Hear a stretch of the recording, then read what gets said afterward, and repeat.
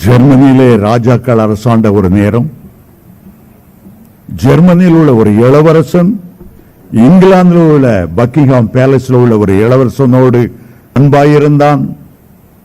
ஆகவே ஜெர்மனியிலிருந்து இங்கிலாந்துக்கு அழைத்தான். இங்கே உள்ள இளவரசன் அங்கே உள்ள ராஜ தர்பார் அறைக்கு கொண்டு போனார்.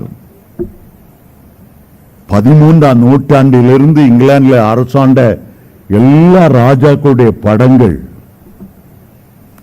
முதல் ராஜா, இந்த 2வது ராஜா, 3வது ராஜா, ஒவ்வொரு ராஜாவாய அவங்களுடைய கிரீடங்கள் எல்லாம் அப்படியே எக்ஸிபிஷன் வைத்தது போல வைத்திருந்தார்கள்.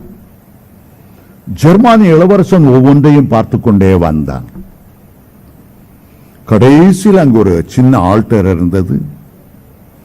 அந்த ஆல்டர்ல இயேசு சிலுவையில தொங்குவது போல ஒரு காட்சி, முள்கள் எல்லாம் தலையில குத்தி முகத்தில வழிவது போல ஒரு அகோரமான காட்சி. அந்த ஜெர்மன் இளவரசனுக்கு ஒன்றும் தெரியவில்லை. நண்பனை பார்த்து கேட்டான், ஏன் மற்ற ராஜாக்கள் எல்லாம் இவ்வளவு அழகழகு கிரீடங்களை வைத்துக் கொண்டிருக்கும் போது இந்த ஆல்டரிலே ஏன் இப்படி ஒரு மனிதனுக்கு முள்ளினால் முடிய சூடியிருக்கிறார்களே ஏன் என்று கேட்டான்.